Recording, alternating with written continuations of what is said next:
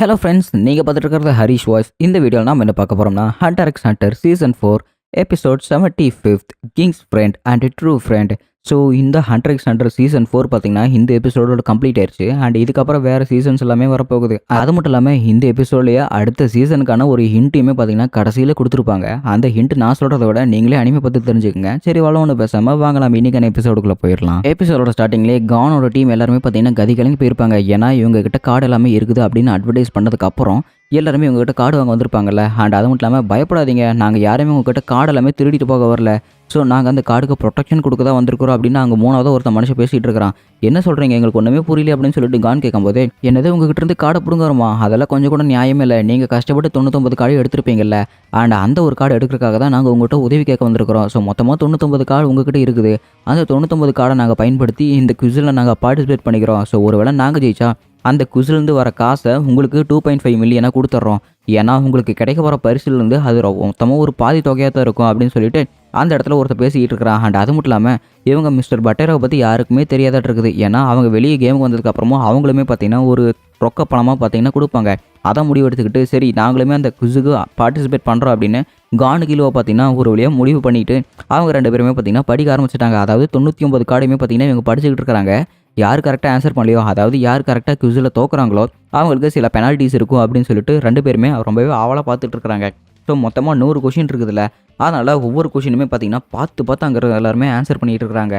And அவங்களோட answering கொஷினுமே பார்த்தீங்கன்னா அந்த புக்லேயே தான் போட்டாகணும். அண்ட் அது மட்டும் இல்லாமல் கெந்த்ரூ எல்லாருமே அங்கே படுத்துருக்குறாங்கல்ல கையில் கட்டி போட்டு. அண்ட் அவனை ஃபஸ்ட் எபிசோட்லேயே பார்த்தீங்கன்னா ஒரு கருப்பு கலரில் ஒரு திருப்பம் பார்த்தீங்களா, ஒரு ரிச்சுவல் பண்ணி கூட அவனோட டைமர் வந்து கொஞ்சம் ஸ்டக் பண்ணி வச்சிருப்பான்ல. அவன் பார்த்தீங்கன்னா நம்ம கெந்த்ரூவை பிடிச்சிக்கிட்டு நான் பாம்பரை பிடிச்சிட்டு அப்படின்னு அவன் தொட்டு சொல்கிறா பாருங்க. அந்த பாம்பமே பார்த்தீங்கன்னா அப்படியே ஆவியாக போயிடுச்சு. கெந்த்ரூ அவன் யாருன்னு ஆச்சரியமாக பார்த்துட்டு இருக்கிறான். குவிஸ் போட்டி ஸ்டார்ட் ஆயிடுச்சு. அதனால் அங்கே இருக்கிற எல்லா பிளேயர்ஸுமே பார்த்தீங்கன்னா அவங்களோட புக்ஸை வச்சுக்கிட்டு அதில் ஆன்சர் பண்ணிக்கிட்டு இருக்கிறாங்க. அண்ட் அது மட்டும் இல்லாமல் ஏகப்பட்ட கொஷின்ஸ் வந்து கேட்டுக்கிட்டு இருக்கிறாங்க. பிளேயர்ஸுமே அவங்களோட முடிஞ்ச அளவுக்கு பார்த்தீங்கன்னா ஆன்சர் பண்ணிக்கிட்டு இருக்கிறாங்க. ஆனால் முதல் கேள்விக்கே பார்த்தீங்கன்னா கிலோவுக்கு பதில் தெரியல. இது என்ன முதல் கேள்வியே எனக்கு இப்படி நாக்கு அவுட்டாக இருக்குது அப்படின்னு சொல்லிட்டு அவன் டென்ஷன் ஆகிட்டு இருக்கிறான். அண்ட் போக பார்த்தீங்கன்னா மொத்தமாக 100 கேள்வி. அதில் 100வது கேள்வி பார்த்தீங்கன்னா கடைசியாக ஒரு 0th கார்டோட பேர் என்ன அப்படின்னு சொல்லிட்டு கேட்குறாங்க. அண்ட் அதோட ஆன்சருமே பார்த்தீங்கன்னா நம்ம கான் வந்து கொடுத்துட்டான். அண்ட் அது மட்டும் இல்லாமல் இப்போ நான் வின்னரை அனௌன்ஸ் பண்ண போகிறேன் அப்படின்னு சொல்லிட்டு ஒரு வாய்ஸ் கேட்டுட்டு இருக்குது மேலேருந்து. இந்த கேமோட வின்னர் வந்து கான் அப்படின்னு சொல்கிறாங்க. இவங்க ரெண்டு பேருக்குமே அப்படியே சந்தோஷம் தாங்கலை. ஒருவேளை நீங்கள் ரெண்டு பேருமே அதில் ஜெயிச்சிட்டீங்க. ஸோ நீங்கள் அதுக்கு தகுதியானவங்க தான், அதனால் நீங்கள் என்ஜாய் பண்ணுங்க அப்படின்னு சொல்லிட்டு அங்கே எல்லாருமே பேசிக்கிட்டு இருக்கிறாங்க. அண்ட் அதே சமயத்தில் இவங்க ஜெயிச்சிட்டாங்கல்ல, அதனால் வானத்துலேருந்து ஒரு ஆந்தை பார்த்தீங்கன்னா பறந்து வந்து நம்ம கானோட கையில் பார்த்தீங்கன்னா ஒரு லெட்டர் மாதிரி கொடுக்குது. லெட்டருக்குள்ளே ஒரு SS ரேங்க் ஃபஸ்ட்டு கார்டு இருக்குது. ஸோ இதோட பேர் பார்த்தீங்கன்னா ரூலர்ஸ் இன்விடேஷன். இந்த கார்டை வச்சுக்கிட்டு இந்த இடத்துல ரூலர் பார்த்தீங்கன்னா இவங்க போய் சந்திக்கலாம். அண்ட் அதே சமயத்தில் மேலேருந்து யாரோ வர மாதிரி இருக்குது. யாருன்னு பார்த்தா பெலும் பிரதர்ஸ் அப்படின்னு இந்த இடத்துல ரெண்டு பேர் வந்திருக்கிறாங்க. ஏன்னா இவங்க தான் இந்த இடத்துலையே ரொம்பவே ஃபேமஸானவங்களாம். யாரையுமே பார்த்தீங்கன்னா தோக்கடிச்சிருவாங்களாமா. இவங்க ரெண்டு பேருமே பார்த்தீங்கன்னா மரியாதையே அந்த கார்டை எங்ககிட்ட கொடுத்துருங்க, இல்லைனா அடி வாங்கியே சாக போகிறீங்க அப்படின்னு சொல்லிட்டு இவங்க அசால்ட்டாக பேசிக்கிட்டு இருக்கிறாங்க. இவ்வளோ நாள் நம்ம ஹீரோஸ் கடந்து வந்த பாதி தெரியாமலே இவங்க பேசிகிட்டு இருந்திருக்கிறாங்க. நம்ம ஹீரோஸ் கண்ணபடி கணத்தவர்களுக்குள்ள பார்த்தீங்கன்னா ரெண்டு பேருமே போட்டு பொலந்து எடுத்துட்டானுங்க. அந்த இன்விடேஷன் இருக்கிற ஊர் பார்த்தீங்கன்னா லிமேரோ அப்படிங்கிற ஒரு ஊர். ஸோ நம்ம அக்கம்பெனி யூஸ் பண்ணி அங்கே போகலாம் அப்படிங்கிறாங்க. இல்லை அக்கம்பெனி தான் நம்மக்கிட்ட எதுவுமே இல்லையே. ஸோ அதனால் ட்ரிஃப்ட் அப்படிங்கிற ஒரு கார்டை பயன்படுத்தி புதுசாக ஒரு ஊருக்கு போயிட்டு வந்துடுவோம். அப்படி அதுக்கப்புறம் தான் நம்ம எல்லாருமே அந்த இடத்துக்கு போக முடியும் அப்படின்னு சொல்லிட்டு ட்ரிஃப்ட் கார்டை பயன்படுத்தி கிலோவை பார்த்தீங்கன்னா அங்கே லெமேரோ அப்படிங்கிற ஒரு ஊருக்கு போயிட்டு மறுபடியும் பார்த்தீங்கன்னா இந்த இடத்துக்கு வந்துட்டான். அண்ட் அக்கம்பெனி கார்டை பயன்படுத்தி பார்த்தீங்கன்னா இவங்க 3 பேருமே லிமேரோ அப்படிங்கிற ஊருக்கு போயிட்டாங்க. ஸோ எனக்கு இந்த பசங்களை பார்க்கும்போது ரொம்பவே சக்தி வந்தவங்களா இருக்குன்னு தோணுச்சு. ஆனால் அது இப்போ கன்ஃபார்ம் ஆயிடுச்சு அப்படின்னு கொரின்னு பார்த்தீங்கன்னா ரொம்பவே சந்தோஷப்பட்டு இருக்கிறான். அதே சமயத்தில் கேமோட ஸ்டார்டிங்கில் ஒருத்த கருப்பு கலர் இருப்பான் பார்த்தீங்களா, எனக்கு இன்னும் அவனோட பேர் ஞாபகம் கூட இல்லை. ஏன்னா நான் மறந்துட்டேன். நீங்கள் ஞாபகம் வச்சிருக்கலையான்னு கீழே கமெண்ட் பண்ணுங்கள். ஏன்னா அந்த இடத்துல நாங்கள் ஃபஸ்ட் டைம் பார்க்கும்போது இவங்க ஏற்கனவே சக்தி வந்தவங்கன்னு தெரிஞ்சிருக்கோம். இவங்க கெந்த்ரோட ரா பவர் எதிர்த்து சண்டை போட்டுருக்க முடியாது. இவங்க டீமும் ஒன்றா சேர்ந்து தான் போட்டிருப்பாங்கன்னு நினைக்கிறேன். அண்ட் அது மட்டும் இல்லாமல் நாங்கள் இந்த கேமை விட்டு கொடுத்துட்டோம். அண்ட் நானுமே ஒரு நெண்ணை வந்து எக்ஸாஸ் பண்ணுறதுக்காக நெஜ ஒழுக்கிக்கு போக போகிறேன் அப்படின்னு சொல்லிட்டு அவன் பேசிக்கிட்டு இருக்கிறான். அண்ட் பக்கத்துலேயே பார்த்தீங்கன்னா ஹிசோக்கோ நின்றுட்டு இருக்கிறான். அண்ட் அது மட்டும் இல்லாமல் இவங்க ஒரு வழியாக பார்த்தீங்கன்னா இந்த லெமேரோ அப்படிங்கிற ஒரு சிட்டிக்கு வந்துட்டாங்க. அந்த இடத்துல கிரீல் ஐலாண்ட் கேசல் இருக்குது. அந்த கேசல்குள்ளே போனால் இவங்க அப்பாவை சந்திக்கிறதுக்கு ஏதாவது ஒரு சான்ஸ் கிடைக்குமா அப்படின்னு பிஸ்கி கிலோ ரொம்பவே ஆவலாக இருக்கிறாங்க. அதையும் மீறி கான் ரொம்பவே ஆவலாக அந்த இடத்துல கேட்டை திறக்கிற பாருங்க. திறந்த அடுத்த செகண்டே அந்த இடத்துல ஒரு குட்டி பையன் இருக்கிறான். ஸோ ஒருவேளை நீங்கள் இந்த கேமை முடிச்சிட்டிங்களா, நாங்கள் உங்களை வரவேற்கிறோம் அப்படின்னு சொல்லிட்டு அந்த பையன் வரவேற்கிறான் பாருங்க. அண்ட் மெயின் ரூமுக்கு பார்த்தீங்கன்னா கூட்டிகிட்டு போன அடுத்த செகண்டே அந்த இடத்துல ஏகப்பட்ட குப்பை மேடாக இருக்குது. அந்த இடத்த பார்த்துட்டு நம்ம கான் பார்த்தீங்கன்னா மூக்கை பொத்திக்கிட்டான். ஏன்னா அந்த இடத்துல குப்பை மேடு தான் இருக்குது, தவிர அந்த இடத்துல எதுவுமே இல்லை. அப்பேற்பட்ட குப்பை மேட்லேயுமே பார்த்தீங்கன்னா ஒருத்தன் அந்த இடத்துல அசால்ட்டாக கேம் ஆடிட்டு இருக்கிறான். இங்கே பாருங்க மாஸ்டர், நான் ஒருத்தங்களை கூட்டிகிட்டு வந்துட்டேன். ஸோ இவங்க தான் கேமோட வின்னர் அப்படின்னு சொல்லிட்டு இருக்கிறாங்க. ஓ ஒரு வழியாக வந்துட்டியா, நீ தான் கிங்கோட பையனில் ஸோ நான் அதை மறந்துட்டேன், சரிவா வந்து உட்கார் அப்படிங்கிறாங்க. ஏங்க நான் எங்கெங்க உட்காருது, இங்கெல்லாம் வெறும் குப்பையாக இருக்குது அப்படின்னு சொல்லிட்டு கான் சொல்லும்போது, சரி உனக்கு நான் சுத்தம் பண்ணணுமா, இரு நான் அந்த இடத்துல சுத்தம் பண்ணுறேன் அப்படின்னு சொல்லிட்டு அந்த இடத்துல இருக்கிற எல்லாத்தையுமே பார்த்தீங்கன்னா சுத்தம் பண்ணிட்டான்.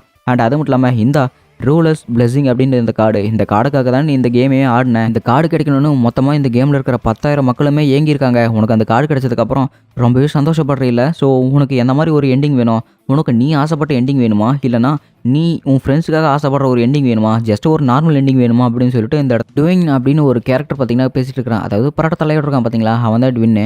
ஸோ இப்போ நான் உனக்கு இன்னொரு முக்கியமான விஷயம் சொல்ல போகிறேன். ஆக்சுவலி இனிமேல் தான் இந்த கேமே ஸ்டார்ட் ஆக போகுது அப்படின்னு சொல்கிறான். நீங்கள் சொல்கிறது எனக்கு ஒன்றுமே புரியல அப்படின்னு இருக்கும்போது, இங்கே தான் நீங்கள் வச்சு அப்படின்னு சொல்லிட்டு தலையிலேருந்து பார்த்தீங்கன்னா ஏதோ ஒரு பாக்ஸ் மாதிரி எடுக்கிறான். எடுத்துகிட்டு கொடுத்ததுக்கப்புறம் ஸோ இது ஒரு பைண்டரு.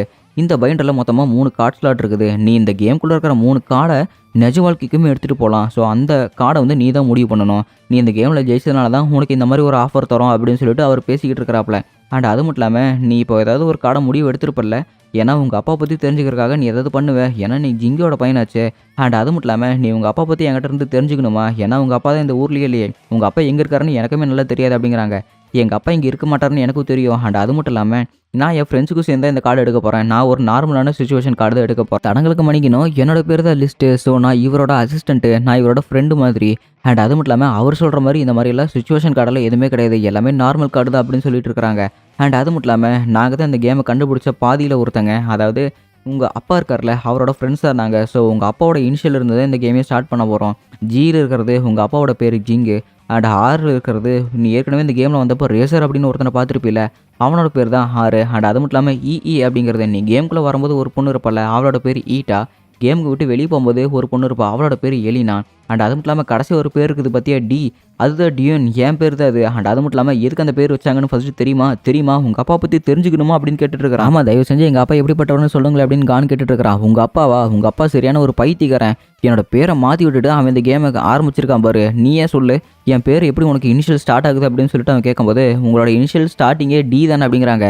தப்பு, நீயும் உங்கள் அப்பா மாதிரி தான் பண்ணிட்டு இருக்கிறீல்ல, ஏன்னா என்னோட இனிஷியல் ஸ்டார்டிங்கே வந்து WDUNWEன்னு வரும்.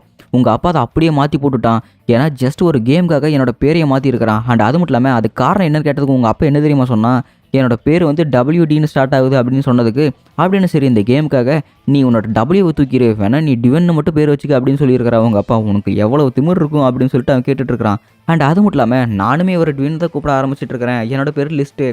ஸோ நாங்கள் எல்லாருமே ஒன்றா சேர்ந்து அந்த கேமை க்ரியேட் பண்ணிகிட்டு இருந்தோம் அப்படின்னு சொல்லிட்டு அந்த இடத்துல லிஸ்ட் அப்படிங்கிற ஒரு பையனுமே பார்த்தீங்கன்னா சொல்லிட்டு இருக்கிறான். அண்ட் அதோடய பார்த்தீங்கன்னா இந்த இடத்துல சீன் கட் ஆகுது. தோராயமாக ஒரே ஒரு கார்டுக்காக இங்கே இருக்கிற 10,000 மக்களுமே பார்த்தீங்கன்னா போராடிட்டு வந்துருக்காங்க. ஆனால் அந்த ஒத்த கார்டை நம்ம டீம் எடுத்ததுக்காக அங்கே இருக்கிற எல்லாருமே பார்த்தீங்கன்னா இவங்க ரொம்பவே பாராட்டிகிட்டு இருக்கிறாங்க. அண்ட் அது மட்டும் இல்லாமல் தடபடலாம் விருந்து கொடுத்துட்டு இருக்காங்க, ஏன்னா இவங்க இந்த கேமில் ஜெயிச்சிட்டாங்கல்ல.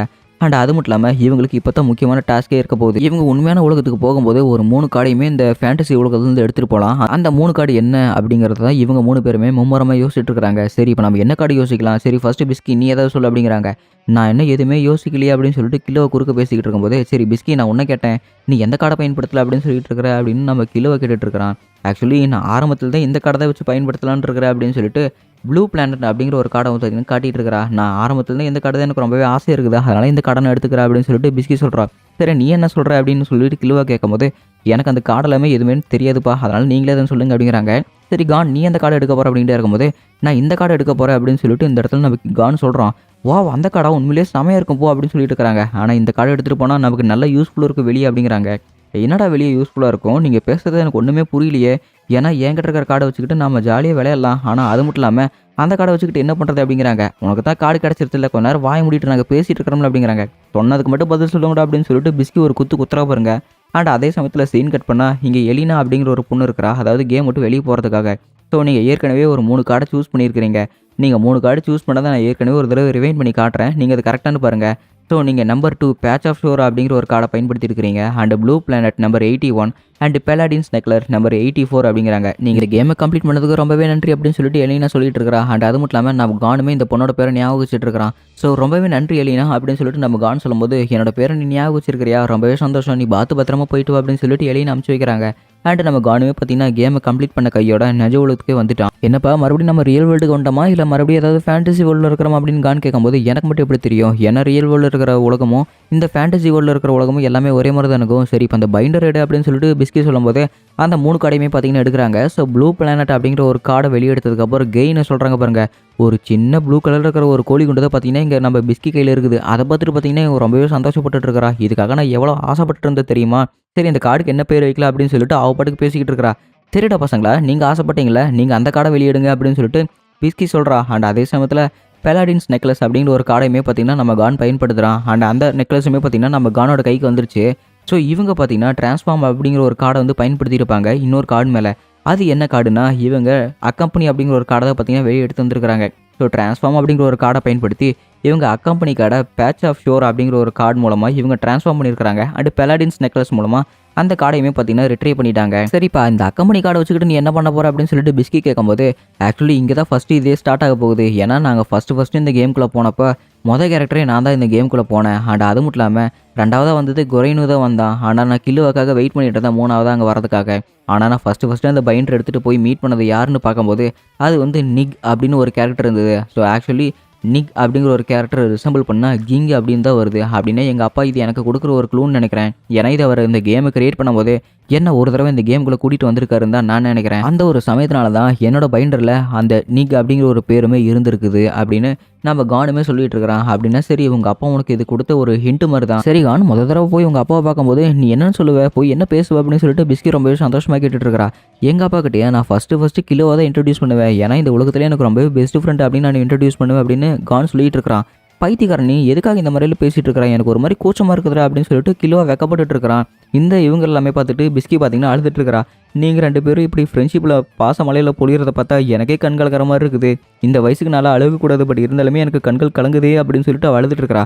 சரி என்னாச்சு பிஸ்கி நீங்கள் கூட வரையா, ஏன்னா நீயும் போய் எங்கள் அப்பாவை பார்க்கலாம்ல அப்படின்னு சொல்லிட்டு நம்ம கான் கூப்பிட்றான். அண்ட் பிஸ்கியுமே பார்த்தீங்கன்னா இல்லை நான் வரல அப்படின்னு சொல்லிட்டு அவன் மறுத்து அப்படின்னு கான் கேட்கும்போது ஒரு 2 குழந்தைங்களுக்கு அப்பா இருக்கிற பையனை நான் என்றைக்குமே பார்க்க மாட்டேன் அப்படின்னு சொல்லிட்டு ஒரு பொய்யான காரணத்தை சொல்லிட்டு இருக்கிறா. ஏன்னா இத்தனை நாளாக நான் அவங்களுக்கு ஒரு தாயை புள்ளையா ஒரு குருவாக அவங்ககிட்ட நான் பழகிட்டு இருந்திருக்கிறேன். அண்ட் அந்த ஒரு காரணம் இன்னும் கொஞ்சம் நாள் நீடிச்சதுன்னா நான் எப்பவுமே இவங்க கூட இருக்கிற சூழ்நிலை வந்துடும். நான் அந்த மாதிரி சூழ்நிலையை விரும்பலை. ஸோ இருந்தாலுமே நீங்கள் வளர்ச்சியை நான் அதை தடுக்க விரும்பல, நீங்கள் பத்திரமா போய் உங்கள் அப்பா பார்த்துட்டு வாங்க அப்படின்னு சொல்லிட்டு பிஸ்கி பார்த்தீங்கன்னா இவங்களை அமுச்சு வைக்கிறா. அண்ட் அது மட்டும் இல்லாமல் சரி நாங்களுமே போகிறோம் அப்படின்னு சொல்லிட்டு நிக்கி அப்படின்னு ஒரு கேரக்டர் சொல்கிறோம் பாருங்க. அவங்க அக்கம்பெனி கார்டை வச்சுக்கிட்டு அவங்க முன்னாடி வேகமாக போயிட்டு இருக்கிறாங்க. பத்திரமா போயிட்டு வாங்க பசங்களா அப்படின்னு சொல்லிட்டு பிஸ்கியுமே பார்த்தீங்கன்னா அமுச்சு வைக்கிறா. ஸோ நம்ம காண்டு கிலோவை பார்த்தீங்கன்னா புயல் வேகத்தில் அக்கம்பெனி கார்டை பயன்படுத்தி நிக் அப்படின்னு ஒரு வார்த்தையை வச்சுக்கிட்டு அந்த ஆளை பார்க்கறதுக்காக பார்த்தீங்கன்னா இவங்க ஏதோ ஒரு அடர்ந்த காட்டு பகுதிக்குள்ளே வராங்க. அந்த காட்டு பகுதிக்குள்ளே வந்தோடனே இவங்களுக்கு எல்லாமே வித்தியாசமாக இருக்குது. அண்ட் அது மட்டும் இல்லாமல் இவங்களுக்கு முன்னாடி ஒரே ஒரு ஆம்பளை ஒரு மீன் தூணில் வச்சுக்கிட்டு மீன் பிடிச்சிட்டு இருக்கிறான். ஸோ அதோட பார்த்தீங்கன்னா இந்த எபிசோட் முடிக்கப்பட்டது. கான் கிலோவாக்கு முன்னாடி இருக்கிற ஒருத்தர் அவர் கிங்கா இல்லை வேற ஒரு கேரக்டர் அப்படிங்கிறத நம்ம அடுத்த சீசனில் பார்க்கலாம். Bye bye.